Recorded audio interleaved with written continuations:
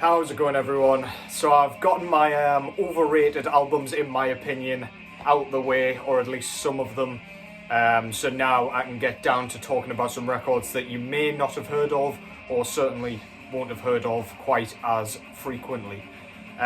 Before I get into it, I just want to say a quick thank you very much to Melanie from her channel, Melanie Loves Death Metal, as if a kind of a channel name like that doesn't make you want to watch it enough.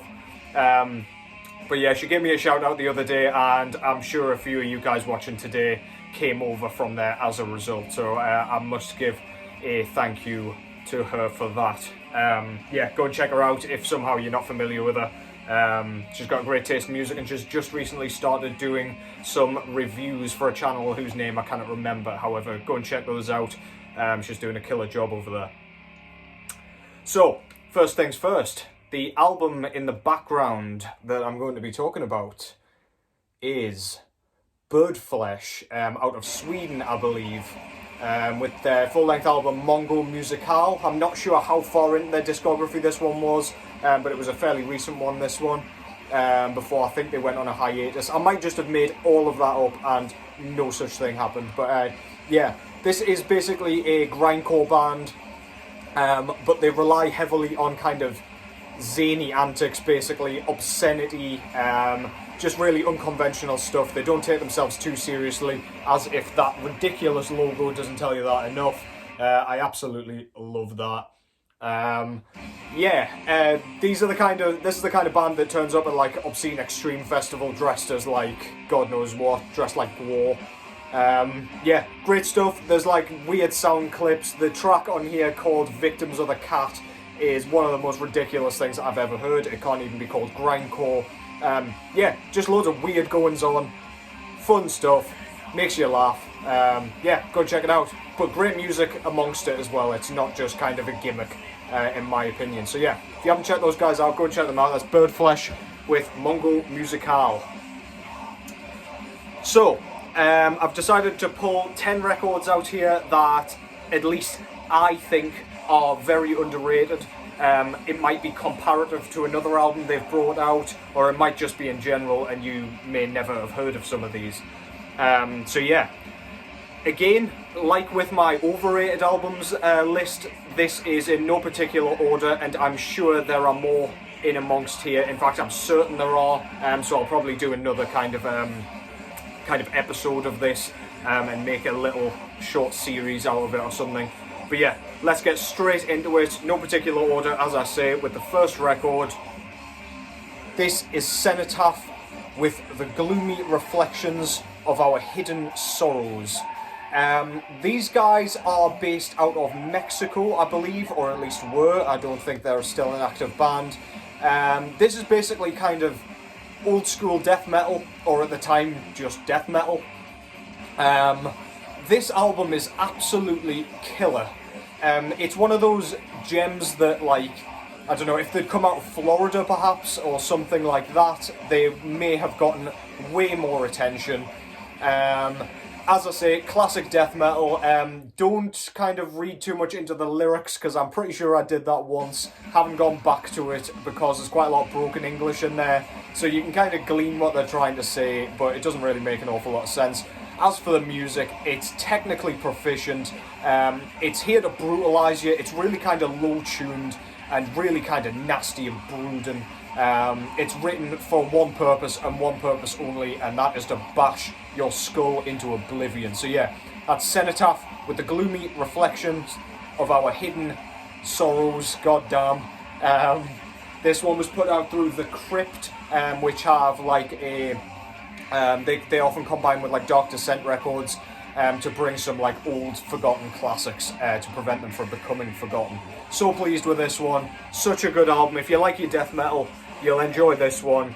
This one came on a really cool clear vinyl, by the way. If I remember, I'll try and show the discs as I go, but I don't want this to be like a 30-minute video. Yeah, go and check them out. Cenotaph, the Gloomy Reflection of Our Hidden Sorrows. Awesome stuff. Next up, we've got a more recent band. I've tried not to kind of let recency bias kind of creep into this. But yeah, I'll just get straight into it. This is a band you've all probably heard of, with an album that you may not have. This is 1914, with their debut full-length album, Eschatology of War. Yeah, so if you're not familiar with these guys, they're based out of Ukraine, and they play a World War One themed style of black and death metal. You'll see on things like Metal Encyclopedia that this is listed as kind of Black Death Doom, and this album is exactly where that kind of description comes from. Their newer stuff is kind of more melodic black and death metal, kind of not in a war metal sense by any means, whereas this one, emphasis on the doom. Instead of just being a slower record, the guitar tone is super fuzzy and crunchy. It's kind of the songs are written in the same sort of style as their later stuff, but yeah, that guitar tone is what sets them apart, or sets this album apart, sorry, I should say. I wouldn't necessarily say this was better than their other work. I certainly prefer it to their newest one. But yeah, if you've neglected this just because it's kind of an earlier work from this band, please go back and check it out. Fans of the, as I say, the kind of fuzzier doom metal guitar tone will probably actually prefer this. Super good, super cool stuff, sorry. Super good. Yeah, just really well written. They've still got the kind of war in, war out intro and stuff. It's all in the same sort of vein. But yeah, a killer album front to back, definitely up there with their best work. 1914, Eschatology of War. And this one came on a kind of grey silver vinyl. Absolutely perfect match with the artwork there. So yeah, check that out. 1914 with their debut full-length album. Now for an album that I like to talk about a lot, and if you followed me on Instagram for any amount of time, you'll probably have kind of seen this one quite a bit. Apologies about the glossy album cover. This is Kraft out of Sweden with their second full-length album, Terror Propaganda, second black metal attack. I knew there was a little extra tagline under that one. Yeah, so this is an album that I'm sure quite a lot of you are kind of familiar with. However, I don't see this one on enough kind of best black metal albums of all time lists or anything like that. This just seems to be completely neglected. Yes, it's kind of second wave black metal worship or kind of early Swedish black metal worship, but the riffs on this thing are unrivaled. I genuinely can't think of another album that is littered with as many brilliant riffs on this as this. Sorry. Yeah, as I say, production sort of it's not quite lo-fi, but it's definitely not clean by any stretch. Black metal shrieks in the kind of standard style, but the kind of chainsaw and guitar tone for those kind of more mid-paced riffs that just come out of absolutely nowhere. It's hard not to love it. Excuse me. Yeah, just doesn't get the props that I think it deserves. Obviously, kind of taking inspiration from Transylvanian Hunger for the album cover, and yeah, I mean, it sits there up there with the best of them in my opinion. So yeah, go check that out. That's Kraft with Terror Propaganda, second black metal attack, white vinyl, perfect, either white or black for this one, and I opted for the white one. Go and check that out. If you like riffs, I can't, as I say, I can't think of a better album to kind of throw your way. This next one is one very few of you will be familiar with, at least in my opinion. I might be wrong. This is Denmark's Detest with Dorval. Yeah, so if you're not familiar with this band, as I say, based out of Denmark, they play a pretty straightforward kind of version of death metal. However, it's got a bit of a classic feel to me. Everything's super low tuned and it just sounds inherently like a death metal album. But there's quite a lot of heavy metal riffs on this thing, if you ask me. It's a long thing, it's about 56 minutes long or something like that. Crazy long for a death metal album. But they use quite a lot of the space on this thing to like slow things down. They use kind of gentle sort of acoustic interludes just to break up the carnage. Bo, the vocalist out of Ill Disposed, does vocals on this one. This was one of his earliest works. And yeah, if you like the kind of Danish death metal scene now, this one is an absolute must. It only sounds like Detest, which is baffling considering like how convoluted the death metal subgenre is. But yeah, go and check that out. That's Detest with Dorval. Another one through the Crypt, I believe. Yes, indeed. Putting out Only Killer, blue vinyl, goes perfectly with that ridiculous artwork. I have never really liked that art, but it's kind of tongue-in-cheek and goofy, which I quite like. And very recognisable. Yeah, go and check that one out. Next up, we've got... Again, you either do or you don't know this. There's no real in-between. Nobody kind of knows it peripherally. This is Necromancia with Scarlet, Evil, Witching Black. This is their second full-length album, Hellenic black metal out of Greece. This is one of the weirdest black metal albums I've ever heard, and I say that because they almost exclusively use bass guitar as the rhythm on this thing. They use kind of lead electric guitars for their solos, but they're very few and far between. So this whole thing, it sounds really kind of rumbly. It sounds like it's kind of rumbling through the record. It's really bizarre, and it almost comes off as kind of doom metal a little bit, just because of how like low and fuzzy it is. But man, the riffs are so well written, especially considering that fact. It's crazy how much kind of variation comes out of the riffs on this thing. Yeah, great stuff. The riffs are awesome. The sound is bizarre and just great. If you like your Greek black metal, this fits in kind of with that style perfectly. That's Necromancia with Scarlet, Evil, Witching Black. Bit of a mouthful of an album title. This one came on like red marbled vinyl. Again, very nice for that artwork. So yeah, great stuff. Doesn't get spoken about enough for me. Yeah, Necromancia. Can't say enough good things about that thing. Next up, this is one of my favourite bands of all time, and they only brought out 2 demos, I think, maybe 3 tops. This is the mighty Timeghoul with Panoramic Twilight, Tumultuous Travellings and Panoramic Twilight. So they're the 2 demos. They're just kind of, there's a slash in between those 2. This is sort of really early technical death metal, but in a similar vein to a band like Blood Incantation, who quite clearly took an awful lot of influence from this project, among others like Demolic. Yeah, unbelievably unique stuff, even though Blood Incantation kind of inherited their sound a little bit. Kind of really spacey. It feels incredibly spacey. It feels like you're being sucked into a black hole for this entire thing. Some of the lyrics are awesome. You can really hear the vocals come through here.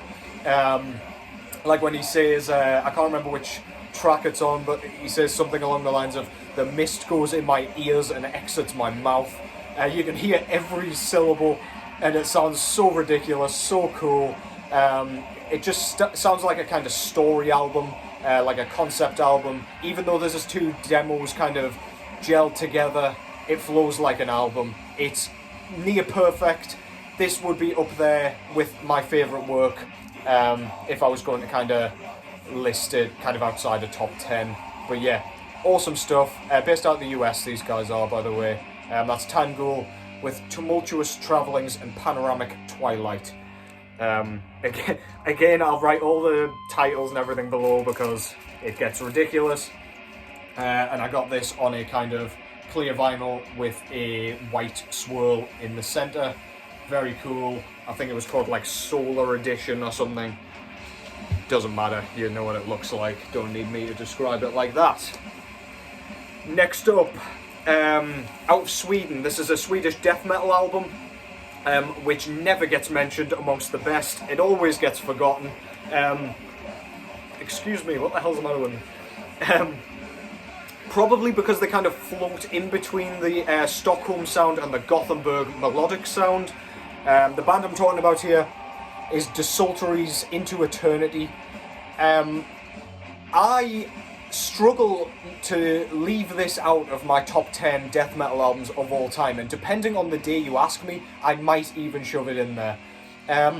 The riffs are unbelievably cool on this thing, really melodic, but not in like a way that makes everything seem like gentle and like flat, because a lot of the kind of melodic stuff comes across that way to me. It just all sounds kind of muted and toothless. Or I say all, most of it does to me anyway, sorry, I'll not lump everything into that same category. But yeah, Desultory manages, as I say, to go between the buzzsaw sound and that sound. So they've got all the brutality, they lose absolutely none of that, but the songwriting is absolutely splendid. So much melody on this thing. The death growls are really cool, really, really unique. Much better than their other album, Bitterness, which kind of, they had a similar problem to Entombed's Clandestine in that they were kind of more hardcore based. But yeah, this is where it's at for Desultory's work. They put out a new album like a year or two ago. Pretty sure that was their last outing. Don't know what it was like, haven't checked it out, but yeah. If you like the sound of that, and you like kind of the sound of a kind of combination between those two Swedish styles, go and check this one out, man. Absolutely killer. All killer, no filler. Comes across as depressive at times, the lyrics are certainly rooted in that sort of style.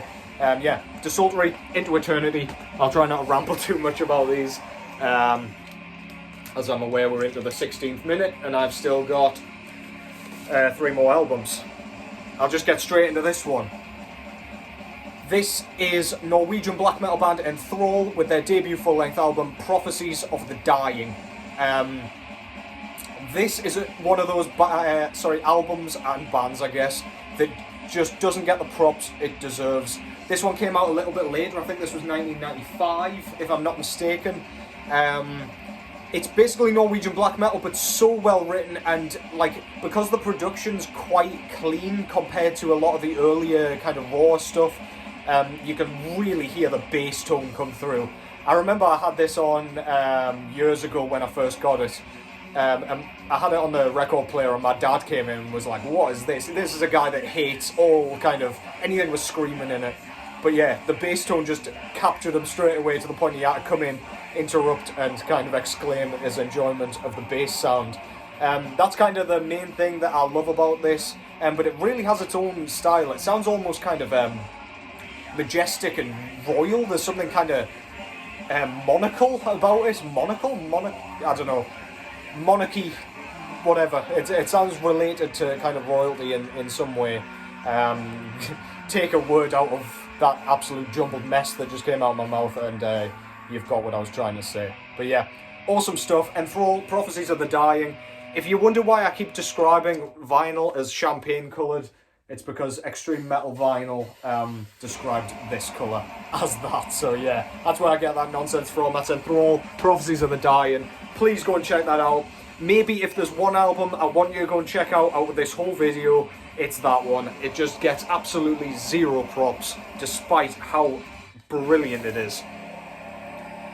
Next up, a slightly more obscure album from a band that is undeniably well known amongst death metal heads. This is brutal technical death metal band Cryptopsy with their debut full-length album Blasphemy Made Flesh. These guys are based out of Canada. This one came just before Non So Vile, which you've all heard. But this is in very much the same style, only again the bass work, they let it kind of shine through. There's a couple of moments where there's a couple of like bass twang kind of sections, or not even sections, like they just kind of creep in the background from behind the guitars. And it kind of takes you aback. You sit back in your seat and you're like, what the hell just came out of that? Lord Worm again doing vocals, doing what he does best, making absolutely grotesque sounds. None of this sounds human. It's obscene, it's technical, it's fast, it's brutal, it's unforgiving, and it is just as good as Non So Vile in my opinion. It just doesn't get kind of put with that. This is by no means like regarded as a bad album or a worse album, but it's just not mentioned enough for my liking. So yeah, that's Cryptopsy's Blasphemy Made Flesh. This is a repress through Hammerheart Records, and it came on a beautiful crystal clear vinyl. Blasphemy Made Flesh, Cryptopsy, by no means worse than None So Vile, so please don't neglect that one. The final album I've got is an album that doesn't get spoken about at all, pretty much. Pete the Guttural Monk, if you've seen him on YouTube and around on Instagram, he really liked this album when it came out as well. Yeah, this is a pretty recent one, but yeah, the album I'm talking about is Finland's Ghastly with Death Velour. The best way I can describe this thing is a kind of really atmospheric style of kind of psychedelic death metal. It's not quite progressive, it's not technical by any means, but it is weird and somewhat experimental, I guess, but it's mainly kind of the guitar tone that just makes you feel like you're on LSD or something. The lead guitars move all the way through this thing. The rhythm guitar tone is kind of chunky and dense, but not in a similar style to, like, I don't know, Convulse or any of those Finnish bands. This sounds a lot thinner and a lot more kind of treble orientated than those albums. Songwriting again is spectacular. There's a few like higher guitar squeal type things that they use to enhance slower passages, and it just feels like you're kind of moving slowly towards a cosmic wormhole or something. It all just feels really kind of enchanting and hypnotizing, and it's just super cool. Yeah, go and check that out. This is their second full-length album, I believe. Their newest one, Mercurial Passages, I think it was called, was awesome as well. But this one blew me away and continues to every time I put it back on that turntable. So yeah, if you like Finnish death metal, like something a bit weird and unconventional, and you like the kind of psychedelic sound that you get from a lot of sort of black metal bands predominantly, then go and check this one out. So good. Ghastly, Death Velour. This one came on an insane like purple with blue splatter, which goes with the artwork perfectly. So yeah, that was 10 albums, 11 including the CD. Very quickly talked about that I think are incredibly underrated. I could have put 10 albums on here that the Crypt and Dark Descent Records and Dark Symphonies Records have repressed over the years, but I thought that'd be cheating because that's effectively the entire point in that record label, the Crypt, that is. But yeah, I hope you found something cool to enjoy in there, or at least something to revisit and kind of reevaluate, because some of these are pretty well known, like the Cryptopsy one, for example, but they just don't get the props that I think they deserve. So yeah, let me know in the comments what you think of those. Sorry if I've been really quick through that, I don't have a clue until afterwards when I watch it, but this one's going up. I'm not going to have sat here for 25 minutes and wasted my entire time. But yeah, so I'll catch you in the next one. Take care as always, and yeah, I'll see you next time.